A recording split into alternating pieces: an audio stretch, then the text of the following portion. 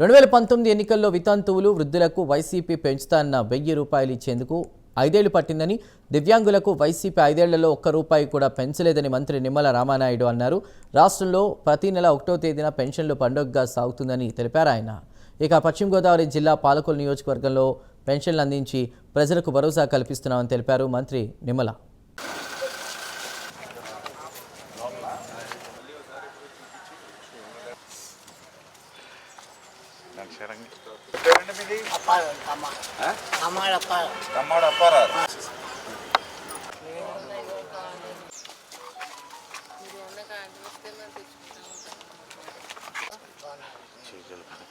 తారీఖు ఈరోజు 31.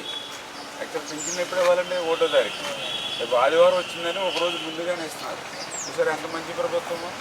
ఒకరోజు వెనకాలే ఉంటుందా, ఒకరోజు ముందు ఇస్తున్నారు. సర్టిఫికేట్ అవసరం సార్.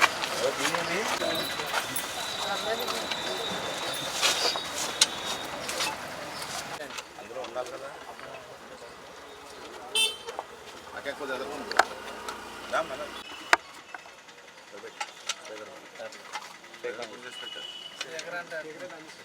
అంటే మరి తగ్గగా, అంటే షుగర్ లేకుండా తగ్గ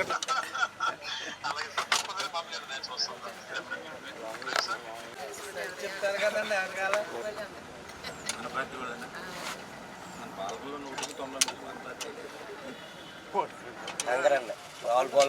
10 రోజులు చేస్తారు. బాగా పెట్టారండి.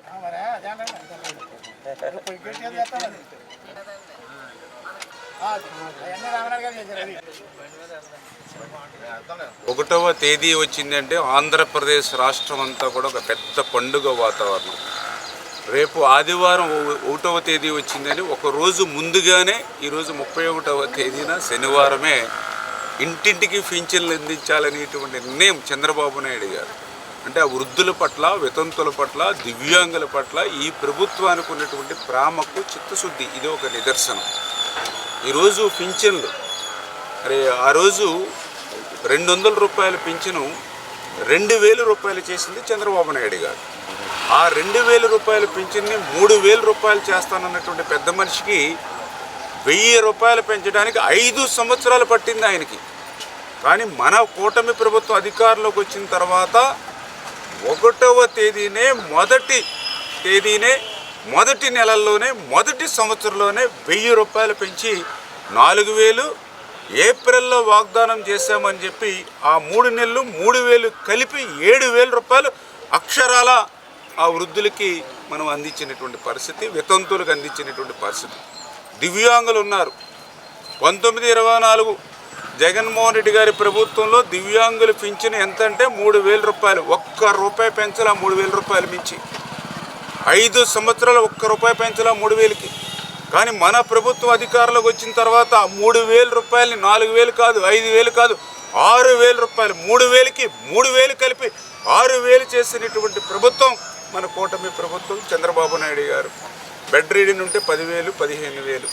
ఈ రకంగా నెలకి 3,000 కోట్ల రూపాయలు, సంవత్సరానికి 36,000 కోట్ల రూపాయలు, 5 సంవత్సరాలకి 1,80,000 కోట్ల రూపాయలు ఈవేళ పింఛన్ నిమిత్తం ఖర్చు చేస్తున్నటువంటి ప్రభుత్వం భారతదేశంలో ఏదైనా ఉంది అని అంటే అది ఒక్క ఆంధ్రప్రదేశ్ రాష్ట్ర ప్రభుత్వం మాత్రమే. ఇటువంటి మంచి ప్రభుత్వాన్ని ప్రజలందరూ కూడా ఆశీర్వదించాలి. ఈ రాష్ట్రానికి ఎన్ని కష్టాలున్నా, ఈ రాష్ట్రానికి ఆర్థికంగా ఎన్నో ఇబ్బందులున్నా ఆ వృద్ధులు, వితంతులు, దివ్యాంగుల్ని ఆదుకోవడమే మానవత్వం అనేటువంటి విధంగా ఈ ప్రభుత్వం పనిచేస్తుందని మీ ద్వారా అందరికి కూడా తెలియజేసుకుంటున్నాను.